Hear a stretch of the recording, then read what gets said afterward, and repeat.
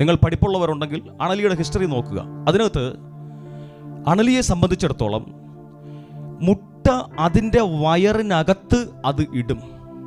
മുട്ട പുറത്തിടാതെ ആ മുട്ട അതിൻ്റെ വയറിൻ്റെ ഏതോ ഒരു ഭാഗത്ത് അത് ഇട്ടിട്ട് അവിടെ നിന്നാണ്, വയറിനകത്തു നിന്നാണ് മുട്ട വിരിഞ്ഞ് കുഞ്ഞുങ്ങൾ പുറത്തു വരുന്നത്. അങ്ങനെ ഒരു പ്രത്യേകതയുണ്ട് അണലി. അതുകൊണ്ട് മറ്റുള്ളവർ പറയും അണലി പ്രസവിക്കുന്ന പാമ്പാണ് എന്ന് പറയും. പക്ഷേ അണലിയുടെ ലൈഫിനകത്ത് കയറിയാൽ അത് മുട്ട വയറിനകത്തിട്ടിട്ടാണ് അത് പ്രസവിക്കുന്നത്. വയറിനകത്തിരുന്നാണ് മുട്ട വിരിയുന്നത്. ഇതിൻ്റെ അർത്ഥം എന്താണ്? ഒരിക്കലും പ്രസവിക്കുന്നതല്ല എന്ന് പറഞ്ഞാൽ ആരെങ്കിലും വിശ്വസിക്കുമോ? വിശ്വസിക്കത്തില്ല. പ്രസവിക്കുന്നതാണെന്നല്ലേ പറയത്തുള്ളൂ. പക്ഷേ അതിനകത്ത് ഓൾറെഡി എന്താണ്? മുട്ടയിട്ട് അതിനെ വിരിയാൻ കണക്കിനുള്ള ചൂട് പകർന്നു കൊടുത്തുകൊണ്ടിരിക്കുക. ചില വ്യക്തികൾ ഇതുപോലെ പുറമേ പ്രതികാരമില്ല, പുറമേ വഞ്ചനയില്ല,